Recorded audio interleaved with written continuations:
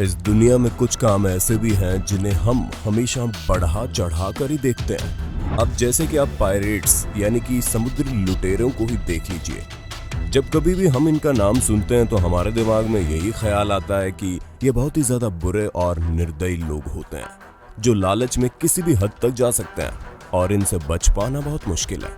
पर दोस्तों, कभी कभी गंगा उल्टी भी बहनी शुरू हो जाती है जहाँ इनका खुद का बचना मुश्किल हो जाता है। जी हाँ, अब जैसे कि आप हमारी इस वीडियो को देख लीजिए जिसमें हम आपको कुछ ऐसे समुद्री लुटेरों की कहानी सुनाने वाले हैं जो इतना बुरा फंसे कि क्या बताएं। सबसे पहले तो अगर आप समुद्री लुटेरे हैं तो हम आपको बता दें कि सबसे पहला रूल तो ये है कि उस जगह पर अटैक मत करें जहां पर कंट्री की नेवी पहुंच जाए, क्योंकि दोस्तों कुछ सोमानी समुद्री लुटेरों को ये लेसन मिला जब उन्होंने चाइनीज वेसल पर गल्फ और एडन पर हमला किया। ये बात लेट 2010 की है जब समुद्री लुटेरे गल्फ ऑफ एडन में लूटपाट के इरादे से आए जहां वो शिप का पीछा कर रहे थे ताकि वो इसे टेक ओवर कर ले। लेकिन तभी नेवी ने उन्हें मॉनिटर कर लिया, जिसके बाद चाइनीज नेवी इनका पीछा करने लगी और फिर नेवी ने हैवी आर्टिलरी से पायरेट्स की बोट पर हमला करना शुरू कर दिया जो कि साइज में बहुत छोटी थी। दोस्तों, जैसा कि आप इस वीडियो में देख सकते हैं कि चाइनीज नेवी इस छोटी सी नाव को लगातार रोकने की कोशिश कर रही है और इसी वजह से वो बार बार हमले भी कर रही है। और इतनी बार लुटेरों के ऊपर हमला करने के बाद लुटेरे काफी ज्यादा डर गए, जिसके बाद पायरेट्स ने सरेंडर कर दिया। जैसा कि आप इस वीडियो में भी देख सकते हैं कि पायरेट्स ने अपने हाथों को ऊपर कर लिया था और डर से सरेंडर कर दिया।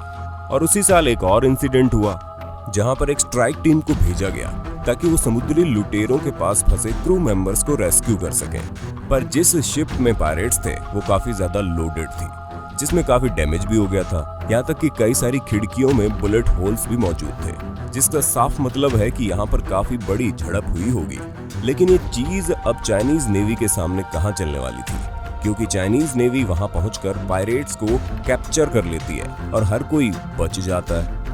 दोस्तों, जनवरी 2010 को रॉयल नेवी ने इंडियन ओशियन में पायरेट्स की बोट डिस्कवर की, जिसके बाद उन्होंने रॉयल नेवी हेलीकॉप्टर के जरिए कई सारी वार्निंग शॉट दिए। लेकिन फिर भी समुद्री लुटेरे थे कि मानने का नाम ही नहीं ले रहे थे। ऐसे में रॉयल नेवी ने अपना दूसरा तरीका निकाला, जिसमें उन्होंने अपनी वेसल को स्पीड बोट के जरिए घेर लिया, जिसके बाद लगातार फायरिंग होने पर उन्होंने डर से सरेंडर कर दिया और रॉयल नेवी ने टोटल 30 पायरेट्स को पकड़ लिया और उनके हथियारों को भी ले लिया गया। दोस्तों, सोमाली पायरेट्स सोमाली कोस्ट की सबसे बड़ी दिक्कत है, जहां वो लोग सैकड़ों मिलियन डॉलर का सामान अब तक लूट चुके हैं, जिसमें वो पहले शिप को पूरी तरह से एग्जामिन करते हैं और जब शिप मोटी पार्टी वाला लगता है तो उसके पीछे पड़ जाते हैं। हालांकि कई सारे इंटरनेशनल ऑपरेशंस हुए ताकि इन्हें रोका जा सके, लेकिन फिर भी वो अपनी हरकतों से बाज नहीं आते। आप इस वीडियो में खुद ही इस इंटेंस ऑपरेशन को देख सकते हैं, जहां पर हेलीकॉप्टर डायरेक्टली वेसल के सामने आ जाता है, जिसके बाद वेसल की स्पीड धीमी हो जाती है और पीछे से रॉयल नेवी की बोट आकर उन्हें घेर लेती है। ये ऑपरेशन आप खुद ही देखिए कि किस तरह होता है। दोस्तों, इस चीज पर डिफेंस सेक्रेटरी फिलिप हेमंड का कहना है कि लोगों को इस चीज का प्राउड फील करना चाहिए, जिसमें वो कहते हैं कि रॉयल नेवी और रॉयल मरीन सिक्योरिटी और प्रोटेक्शन के लिए काफी ज्यादा अहम किरदार निभा रही है ताकि इंटरनेशनल सी लाइंस ग्लोबल ट्रेड के लिए सुरक्षित हो सके। और कोस्ट ऑफ सोमालिया का ये ऑपरेशन ये दिखाता है कि ब्रिटेन के पास पायरेसी को हैंडल करने के लिए पूरी एबिलिटी मौजूद है। यहाँ तक कि रॉयल नेवी ने भी ये कहा है कि चाहे सोमाली पायरेट्स हो या फिर कोई और, इस तरह की चीजें टॉलरेट नहीं की जाएंगी और सबको सजा मिलेगी। सबसे ज्यादा हैरानी वाली बात तो ये है कि इस ऑपरेशन में जो पायरेट्स पकड़े गए उन्हें सोमालिया दोबारा भेजा ही नहीं गया। ऐसे में अब इनके साथ क्या हुआ, ये भी अपने आप में एक सवाल है। दोस्तों, कुछ सालों पहले सोमालियन पायरेट्स ने दोबारा से अटैक किया। हालांकि कुछ समय में ही उन्हें पता चल गया कि ये उनकी सबसे बड़ी गलती है, क्योंकि जैसे ही वो अटैक करने चले वैसे ही ब्रिटिश वेसल ने उन्हें देख लिया, जिसके बाद ये पायरेट्स तुरंत भागने की कोशिश करते हैं और ब्रिटिशर्स उनका पीछा करते हैं। लेकिन जैसे ही पायरेट्स आगे निकलते हैं उतने में ही कैनेडियन वॉरशिप ने उन पायरेट्स का पीछा करना शुरू कर दिया, जिसके बाद ये कैनेडियन वॉरशिप और ब्रिटिश वेसल दोनों मिलकर इन पायरेट्स को चेज कर रहे थे। हालांकि 7 घंटों की मशक्कत के बाद ये समुद्री लुटेरे कैनेडियन वॉरशिप के द्वारा पकड़े गए और जब ये समुद्री लुटेरे पकड़े गए तो ये देखा गया कि इनके पास काफी भारी मात्रा में हथियार मौजूद थे जो सबके सब इन्होंने अपनी बोट के अंदर छुपा रखे थे। लेकिन बाद में हथियारों को ढूंढ लिया गया। पर दोस्तों यहाँ पर बदकिस्मती से इन सभी पायरेट्स को छोड़ना पड़ा, क्योंकि समुद्री लुटेरे कनाडा के इलाके में दूर दूर तक नहीं आते हैं, इसलिए तुरंत ही इन्हें रिलीज कर दिया गया। और तो और दोस्तों, इस कैनेडियन वॉरशिप ने उस साल एक और बड़ा कारनामा किया, जहां पर उन्होंने 51 सोमाली रिफ्यूजीज की हेल्प की, जिसमें महिलाएं और बच्चे भी थे, जहां ये सभी समुद्री यात्रा कर रहे थे। और इस समुद्री यात्रा में कैनेडियन वॉरशिप ने इन्हें फूड वाटर प्रोवाइड किया और इनको डायरेक्शन बताया, क्योंकि इनका सफर पूरे 2 दिन का था और ऐसे में इन्हें भूखा प्यासा भेजना कहीं से भी ठीक नहीं था। और ये बात ये लोग बहुत अच्छे तरीके से जानते थे। इसी वजह से इन सभी रिफ्यूजीज की मदद करने के लिए इन सोल्जर्स ने अपने हाथ आगे बढ़ाए और मानवता की मिसाल कायम कर दी। दोस्तों, अप्रैल 2011 में Dutch marine uranium fishing boat, जो कि पायरेट्स के द्वारा हाईजैक हो जाती है, और ये हाईजैकिंग सोमालिया कोस्ट में होती है। ये वीडियो फुटेज बहुत ही जल्द रिलीज हो जाती है, जिसमें दिखाया जाता है कि मरीन कैसे बोट को बचाने के लिए निकल रही है। इस बोट में काफी सारे पायरेट्स मौजूद थे। उन्हें कस्टडी में लेने के लिए ये मरीन जा रही थी, पर दोस्तों सभी पायरेट्स कस्टडी में नहीं लिए गए, क्योंकि उनमें से कुछ बच गए। यहाँ तक कि फायर फाइट में डच मरीन ने 2 पायरेट्स की जान भी ले ली। और ये पहला इंसिडेंट था जहाँ पर डच मरीन ने गल्फ ऑफ एडन में पेट्रोलिंग के टाइम किसी पायरेट्स को मारा हो। हालांकि उनमें से 10 पायरेट्स काफी तेज भागने की कोशिश कर रहे थे और 6 पायरेट्स फिशिंग वेसल में पाए गए। उसी के साथ ही कई सारे पायरेट्स घायल भी हो गए थे। ऐसे में आप अंदाजा लगा सकते हैं कि कितनी भारी तादाद में इन लोगों ने मिलकर लूट करने की कोशिश की थी, जिनमें से कई ने डच मरीन को नुकसान पहुंचाने की पूरी कोशिश की थी।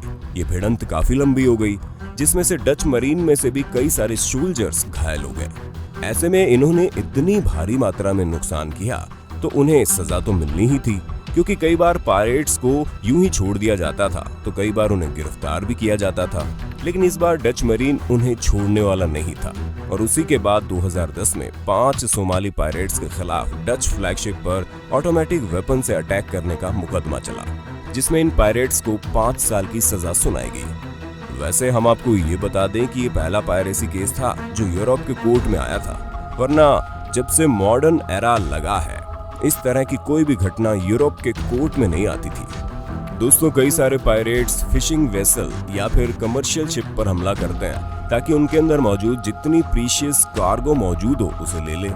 लेकिन हमारी इस स्टोरी में समुद्री लुटेरों ने सिविलियंस की शिप पर अटैक करने की सोची, जो शिप मालदीव से यमन की तरफ जा रही थी।